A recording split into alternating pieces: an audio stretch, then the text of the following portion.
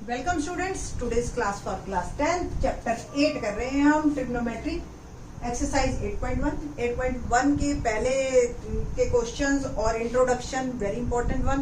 Please उसको देख के ही इस एक्सरसाइज को देखना और आपको अच्छी समझ आएगी। ये क्वेश्चन बहुत इंपॉर्टेंट है in this lecture 9, 10th and 11th हम करेंगे। तो let's start question number 9। In triangle ABC right angled at B, if tan A is 1/√3 find the value of this। देखो इसमें क्या क्या चाहिए हमें, sin A, cos C, cos A, sin C। It means मुझे चाहिए sin A, sin C, ठीक है, और cos A, cos C। ये दो चाहिए, बस दोनों में मेरे बात बन जाएगी, ठीक है। तो राइट एंगल ट्रायंगल बनाते हैं एक हम और फिर करते हैं काम। यहाँ कर लेते हैं ताकि आगे के फिर क्वेश्चंस हम वहां मूव कर देंगे। Okay, let's start. In right angle triangle ABC, पहले मैं A वाले एंगल निकालती हूँ। तो A को नीचे रखूंगी, C को ऊपर रखूंगी, B मेरा ऐसे जाएगा राइट एंगल पे, ठीक है। आपको भी पता है और हमें कुछ नहीं दे रखा, tan A की वैल्यू दे रखी है हमें 1/√3। फॉर्मूला आपको अच्छी तरह से याद है ना, पंडित बद्री प्रसाद हर हर बोले, सोना चांदी सोले, है ना। तो सोना चांदी बोले, तो यहां से tan A का फार्मूला क्या बना, P/B। तो ये P/B, इससे कंपेयर करें हम तो P क्या हो गया 1 के और B क्या हो गया √3 के, ठीक है। तो P को मैंने लिया 1 के और B को लिया मैंने √3 के। और अब सबसे पहला काम मेरा H निकालने का है ना। तो H निकालने के लिए हम क्या करेंगे, by Pythagoras theorem.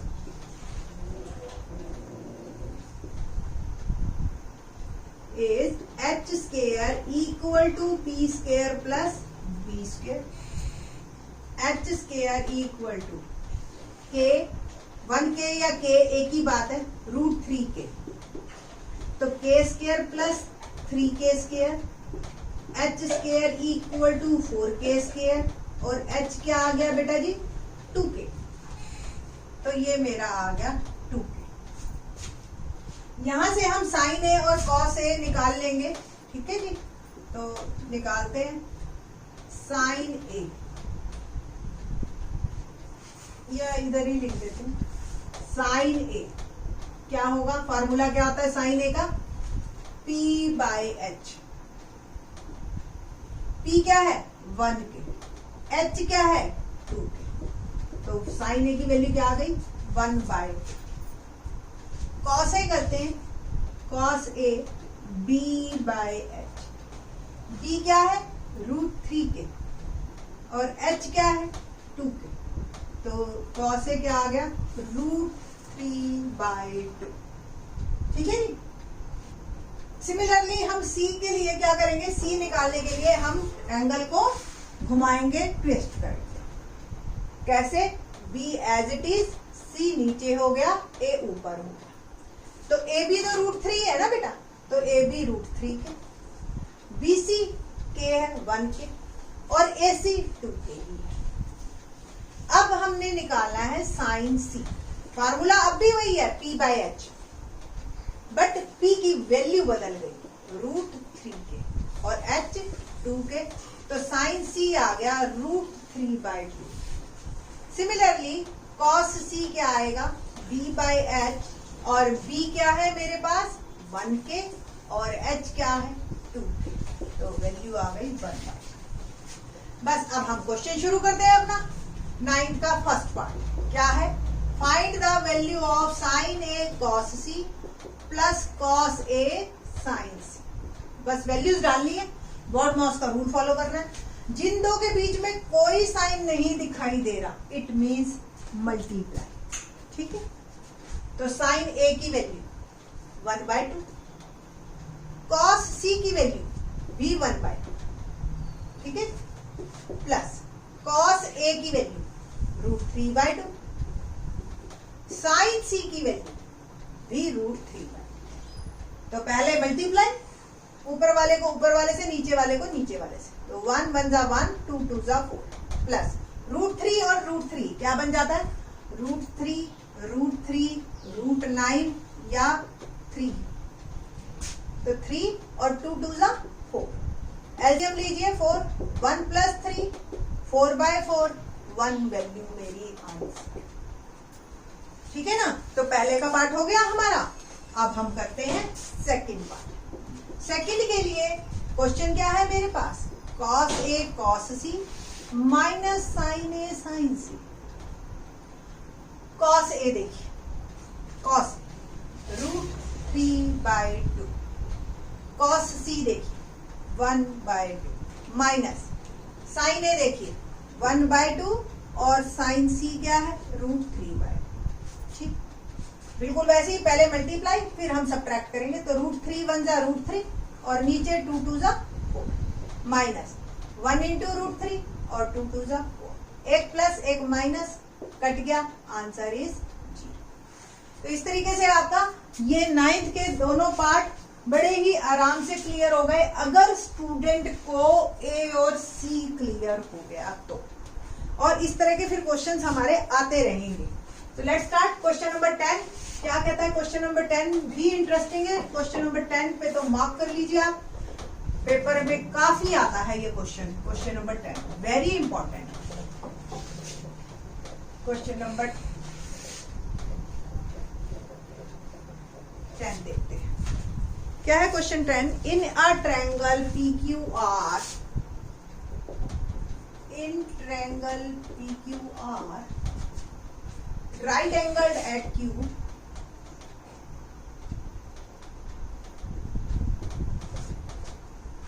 PR plus QR is equal to 25 centimeter and PQ is equal to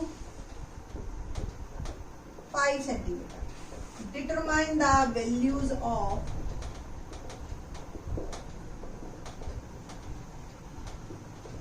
sin P, cos P and tan। देखो थोड़ा सा इसका लेवल अप कर दिया है, क्वेश्चन के लेवल देखते हैं। देखो आपको P निकालना है और ट्रायंगल PQR में राइट एंगल एट Q है। अब P निकालना है तो सीधी सी बात है, मेरे को P नीचे रखना है, Q यहाँ तो राइट एंगल तो है ही, वो तो चेंज होगा नहीं, बच गया R। और क्या दे रखा है हमें? PQ 5 centimetre. ठीक है, और बाकी दो का सम PR प्लस QR 25 दे रखा है। ठीक है, लेट PR और QR, तो QR को मैं मान लू, let QR is x centimetre, तो PR क्या हो जाएगा? We know that PR plus QR is equal to 25 centimetre. तो PR प्लस x 25, तो PR क्या हो गया? 25 माइनस। इट मीन्स ये x और ये 25 माइनस। ठीक है, तो बाय पाइथागोरस थ्योरम, बस अब x निकालना है मेरे को, बाकी सब कुछ निकल जाएगा साथ में। By Pythagoras theorem PR square यानी कि h square equal to P square plus B square. Here h is PR is equal to 25 minus x. P is x, P is RQ that is x और B is PQ, ये given है 5 centimetre. बस value put करते हैं अब हम। 25 minus x whole square, P x square और B 5 square. A minus B whole square identity याद है आप लोगों को? क्या होती है? A square plus B square minus 2AB। तो A square plus B square minus 2AB। 25 का square 625 plus x square minus 50x, और इन दोनों को भी मैं इधर ही ले आई। एक्स स्क्वायर इधर आया माइनस का और 25 इधर आया, तो ये भी माइनस का। एक्स स्क्वायर से एक्स स्क्वायर कट गया, 625 में से 25 गए, 600 माइनस 50x तो 600 और 50x इधर आ गया। x क्या आ गया 650 डिवाइड में मैं ले गई 12, तो x की वैल्यू मेरी आ गई 12 सेंटीमीटर। ओके, तो x क्या आ गया 12, तो h क्या होगा 25 माइनस 12 13 सेंटीमीटर। सारा कुछ आ गया। एच पी बी निकालें, साइन पी, आंसर पे आते हैं अब क्वेश्चन सीधा। साइन पी, कॉस पी और tan P. Let's start. Sine P formula क्या होता है, फिर से करो याद, पंडित बद्री पर। हर क्वेश्चन में आप लिखते हो ना तो फिर तो नींद में भी बंदा लिखने लग जाता है सही सही, ठीक है। तो पंडित बद्री प्रसाद हर हर बोले, सोना चांदी तोले। Sine P, P by H. P मेरे पास क्या है 12 के ले लो या 12 सेंटीमीटर, क्योंकि उन्होंने सेंटीमीटर अब दे दिया तो there is no need to write के हेयर, ठीक है। तो 12 पी और एच कितना आया है मेरा 13, 12/13, 12/30। Cos P B by H है ना। बी क्या है आपका, बी है 5 और एच है 30 और tan p, यही पूछा है ना उसने। तो tan p फार्मूला क्या है p बाय b। p की वैल्यू मेरी है 12 और b की वैल्यू है 5। तो ये तीनों मेरे आंसर बेस्ड ऑन दिस। तो अच्छा नया क्वेश्चन था, बच्चों को थोड़ा सा टफ लगता है इसका लेवल, इसलिए स्टूडेंट्स इसको करते हैं और पेपर में भी आता है मैक्सिमम, ठीक है। क्वेश्चन नंबर 11 जो है हमारा ट्रू फॉल्स बेस्ड है। Let's start. क्वेश्चन नंबर 11 देखते हैं। State whether the following are true false और फॉल्स और फिर जस्टिफाई द आंसर। भाई ये नहीं कि तुक्का मार दिया, आपको बताना भी पड़ेगा कि आप क्यों ट्रू और क्यों फॉल्स करें। इस क्वेश्चन को करने से पहले मैं आपको कुछ एक बातें बता देना चाहती हूँ कि जो हम ऑब्जर्वेशन से करते हैं, कॉमन सेंस जिसको कहते हैं, या हम कहते हैं कि कोई चीज देखो ना तो बहुत ध्यान से देखो और सुनो तो वो भी ध्यान से सुनो। रीजन कि उसकी बारीकियां भी आपको पता चले। अब हमने आपको चौथा लेक्चर है ये मेरा ट्रिग्नोमेट्री पे बेस्ड। ट्रिग्नोमेट्री में मैंने आपको बार बार ये बताया कि P by P B H और पंडित बद्री प्रसाद हर हर बोले, ठीक। साइन थीटा की वैल्यू भी बताई मैंने आपको, है ना, कि P by H formula. Theta ठीक है, नीचे ऊपर उससे इस पे बात नहीं हो रही। अब आप मुझे एक बात बताइए, क्या राइट एंगल ट्रायंगल में कभी भी परपेंडिकुलर हाइपोटेन्यूज से बड़ा हो सकता है? हाइपोटेन्यूज हमेशा सबसे बड़ी लाइन होता है ना, किसी भी ट्रायंगल में। ये ना तो इनके बराबर हो सकती है, ये हमेशा इन दोनों से बड़ी ही होगी। हाँ, इन दोनों का सम इससे बड़ा होगा, क्योंकि फिर तो ट्रायंगल ही पॉसिबल नहीं है। एक हमने रिजल्ट किया था 8th क्लास में, the sum of two sides of a triangle is always greater than third side. तो इन दोनों का सम इससे बड़ा होगा, बट इंडिविजुअली P भी हमेशा H से छोटा होगा, B भी हमेशा H से छोटा होगा। इट मीन्स इसका डिनोमिनेटर हमेशा बड़ा होगा न्यूमरेटर से, यानी कि न्यूमरेटर हमेशा छोटा।